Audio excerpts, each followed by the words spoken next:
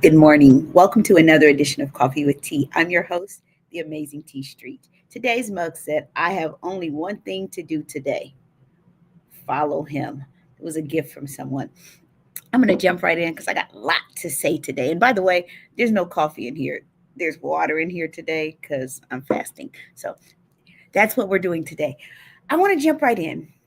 Don't skip the process of surviving the fires of life.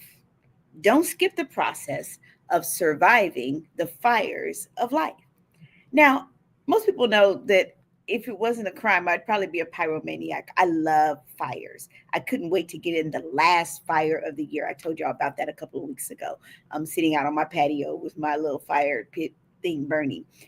Fire is fascinating to me because it can warm you, it can light your way, it can cook your food, but it can also burn everything in its path if it gets out of control. Life has a way of lighting fires that we didn't ask for. Sometimes those fires come in the way of loss or betrayal or disappointment or failure or pressure or rejection. Nobody signs up for the fire, y'all, but everybody eventually faces it. And the real question isn't, will you encounter fire? The question is, how will you come out on the other side? Burned or built?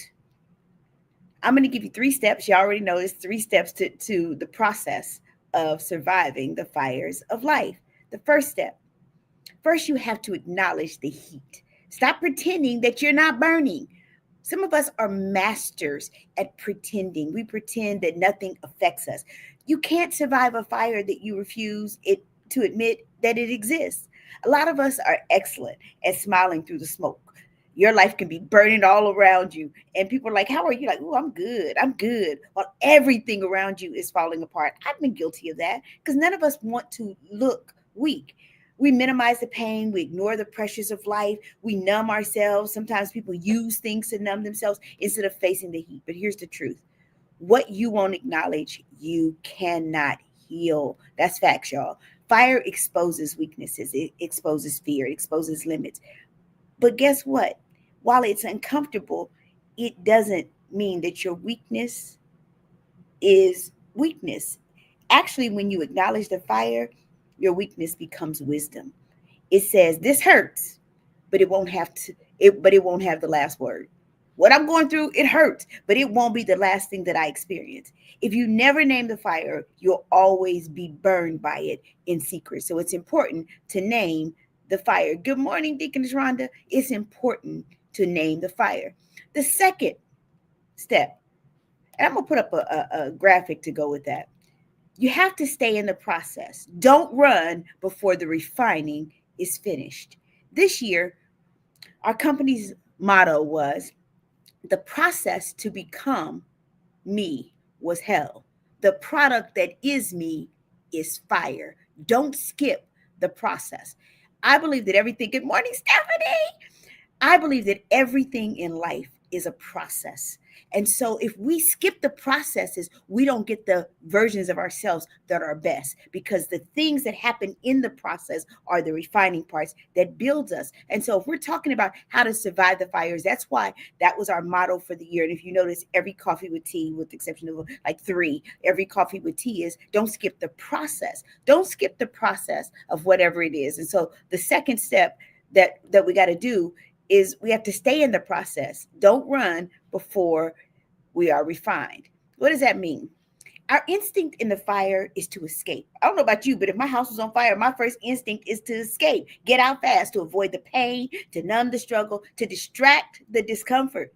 But survival is not about escaping quickly. It's about enduring wisely. Ooh, that was good, y'all. It's not about escaping quickly. It's about enduring wisely. Fire does two things. It destroys what's weak, and it strengthens what's real. I'm going to get that to y'all again. Fire does two things. It destroys what's weak, and it strengthens what's real.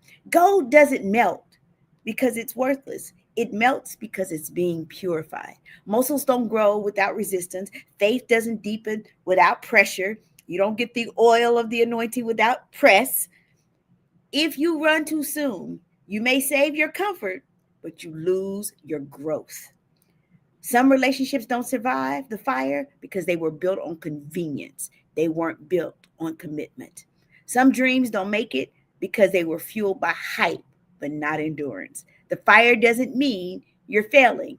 Often it means you're becoming. Staying in the process, y'all, it builds patience, wisdom, discernment, humility, strength. And guess what? You can't get those things any other way than staying in the process of the fire. That's the second step. Good morning, Jackie. The third step, you have to extract the purpose, carry the lesson without carrying the ashes. Y'all like that one. Carrying the lesson, but don't carry the smoke and don't carry the ashes.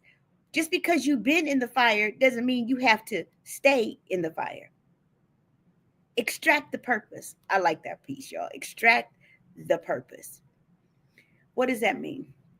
Survival isn't just about getting through. Oh, I'm so glad I survived the fire. It doesn't matter if you get through, if you come out bitter. Some folks, they survive and they come out bitter. Other folks, they survive the fire and they come out as builders. The difference is what they carry forward. You don't carry the smoke forward. You don't carry the ashes forward. You carry the lessons, the testimony, the strength, the clarity. The fire may have stripped you, but it also revealed you. It showed you what was real in you. Sometimes it also shows you what's real or not real in other people. It exposed what matters most. It refined your voice, sharpened your boundaries, deepened your faith, and strengthened your resilience. I tell people all the time, one of my favorite adages is a Jewish adage that says, I have been through the fire, and what fire does not destroy, it strengthens. That's what happens with gold, y'all. That's how you know gold is real gold. If it comes through the fire on the other side and all the impurities are burnt off, but the gold is strong, that's how you knew it was the real thing. So I came by to tell somebody today. I don't know who needed this. Good morning, Wendy. I don't know who needed this message of don't skip the process of surviving the fires of life. But the steps are, first, you have to acknowledge the heat. Stop pretending you're not burning. Second, you have to stay in the process. Don't run before the refining is finished. And third, you have to extract the purpose. Carry the lesson without the smoke and the ashes.